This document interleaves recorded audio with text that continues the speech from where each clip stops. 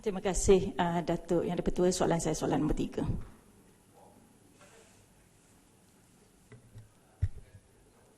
Tuan Yang di-Pertua, bagi menggalakkan lebih banyak syarikat melabur dalam syarikat permulaan teknologi, strategi jangka panjang kerajaan adalah melalui suntikan dana, penyelidikan dan pembangunan R&D, dan permulaan ataupun seed fund dan dana modal teroka. Kerajaan melaksanakan berbagai insentif bagi membantu dan menggalakkan pertumbuhan syarikat-syarikat berasaskan teknologi. Pembiayaan dalam syarikat permulaan teknologi ataupun technological startup companies melalui dana awam telah bermula sejak rancangan Malaysia ke-9 sehingga sekarang. Peranan Kementerian Sains, Teknologi dan Inovasi mesti ialah membantu syarikat permulaan teknologi dalam bentuk penyediaan dana, kepakaran dan teknologi.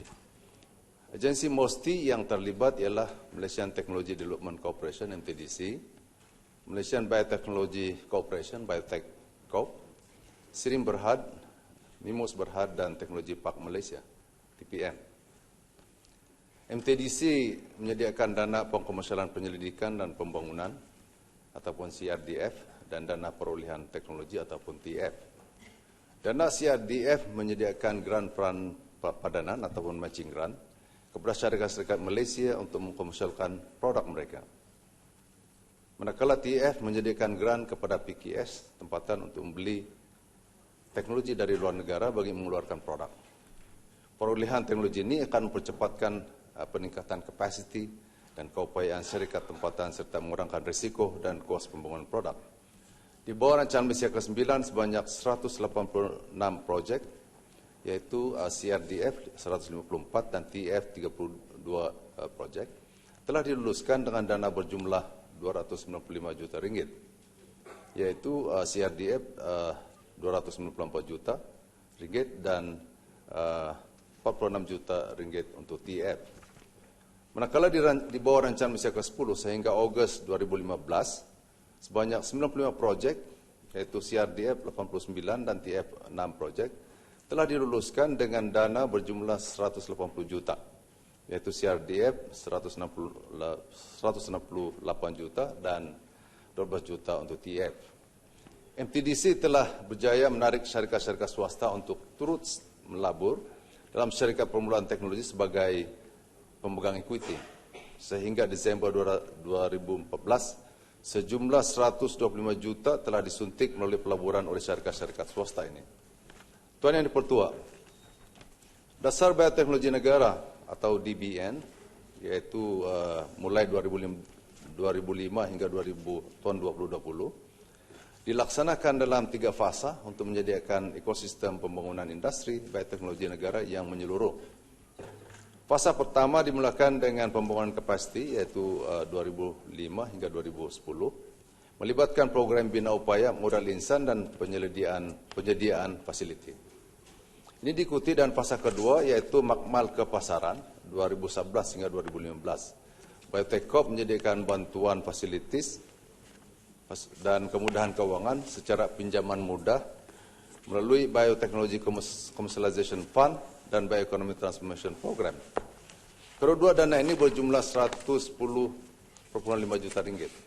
Sehingga kini sebanyak 24 syarikat telah dibantu dengan jumlah kelulusan dana sebanyak 72 juta ringgit. Manakala Malaysia Venture Capital Management Berhad ataupun MEVCAP dan kumpulan modal perdana KMP pula membantu syarikat permulaan teknologi dengan suntikan modal teroka, yaitu dana Teknofund yang memberi pembiayaan kepada syarikat di peringkat R&D sehingga pra-pengkomersialan. Di bawah rancangan Malaysia ke-9 sebanyak 286 projek diluluskan berjumlah 872 juta kepada syarikat-syarikat perusahaan kecil dan sederhana PKS dan kolaborasi bersama berbagai institusi penyelidikan tempatan. Sukuat saya jelaskan di sini, agensi MOSTI yaitu Sirim Berhad melalui Technology Adoption and Adaptation Program telah dimulahkan dengan membuat audit teknologi untuk menilai tahap teknologi syarikat PKS. Program dimulakan pada tahun 2015 telah mendapat sambutan yang menggelakkan daripada kalangan PKS, terutamanya syarikat perusahaan mikro. Program ini akan diteruskan lagi kerana ia didapati mampu mempertingkatkan produktiviti dan kecekapan PKS mikro menggunakan otomasi dan mekanisasi. Objektif utama ialah untuk melonjakkan mereka ke tahap lebih tinggi dalam rantaian nilai pengeluaran. Sehingga kini sebanyak 25 buah syarikat PKS telah mendapat manfaat melalui program ini. Memos Berhad pula telah membangunkan e-marketplace, sebuah pasar raya maya untuk membantu syarikat-syarikat permulaan teknologi dalam urusan padanan perniagaan ataupun business matching dan teknologi traceability untuk membolehkan kesahihan produk yang dipasarkan. Sebagai contoh, ekspor durian Musang King ke China menggunakan teknologi traceability. Memos telah diperuntukkan dana R&D di bawah Rancangan Malaysia ke-9 sebanyak 400 juta dan Rancangan Malaysia ke-10 sebanyak 260 juta. Mulai tahun 2006, Memos memberi fokus kepada aktiviti R&D untuk membantu syarikat permulaan teknologi. Bagi tempoh 2011 hingga 2014, sebanyak 65 syarikat telah mendapat manfaat daripada teknologi Memos. Syarikat-syarikat ini telah berjaya menerima kontrak melebihi 1 bilion ringgit. Selain daripada bantuan keuangan, Teknologi Park Malaysia, TPM pula, iaitu salah satu daripada agensi di bawah MOSTI, menyediakan infrastruktur dan perkhidmatan inkubator kepada PKS untuk memulakan operasi. Antara kemudahan yang disediakan termasuk premis perniagaan, perkhidmatan pembangunan produk, makmal pembangunan produk, perkhidmatan pembuatan kontrak, perkhidmatan reka bentuk, kejuruteraan dan akses kepada pelbagai rangkaian perniagaan dan pasaran. TPM juga telah memperkenalkan program Angel Chapter pada tahun 2013 dengan mengenal pasti pelabur yang berpotensi untuk melabur dalam syarikat permulaan teknologi. Sepanjang Menteri panjang lagi. Ini ya, kalau panjang sangat jawapan bertulis. Okey. Pendek lagi Tuan Pertua. Semenjak penubuhannya pada tahun 1996, TPM telah menempatkan lebih 3,000 syarikat berasaskan teknologi. Pencapaian syarikat di bawah kampus TPM pada 2014 adalah merangsangkan dalam penjanaan pendapatan berjumlah 6.52 bilion. Tuan Yang Pertua, ini yang terakhir ini. Merujuk pada penyediaan dana teroka, agensi terlibat dari bawah selian MOSTI ialah MEFCAP dan KMP. MEFCAP membantu syarikat permulaan teknologi melalui program pelaburan equity secara langsung dan pelaburan dana modal teroka yang dinamakan OSOS Partners atau OSP. MEFCAP telah melancarkan 5 dana OSP dalam tempoh 2 tahun terkini secara usaha sama dan pelabur luar dan sektor korporat bagi tujuan pelaburan di Malaysia dan rantau ASEAN. Selain itu, kumpulan modal perdana pula melabur dalam syarikat permulaan teknologi sebagai pemegang equity secara rata sebanyak 20%.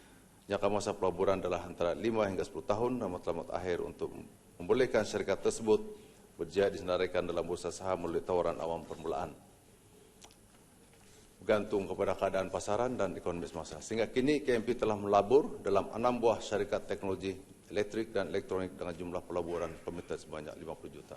Tuan Yang Pertua, usaha dan strategi bagi menarik pelabur dalam syarikat-syarikat permulaan teknologi telah menampakkan hasil dan baik dan akan diteruskan oleh Rancangan Malaysia ke-11. Kerajaan berpandangan positif bahawa ia akan dapat melonjakkan industri dan teknologi dalam negara ke arah mencapai pembangunan ekonomi yang mampan. Sekian, terima kasih. Hari ini jawapan Yang Berhormat Menteri semuanya panjang-panjang. Saya jemput Farid Sulong. Terima kasih. Terima kasih Datuk Speaker.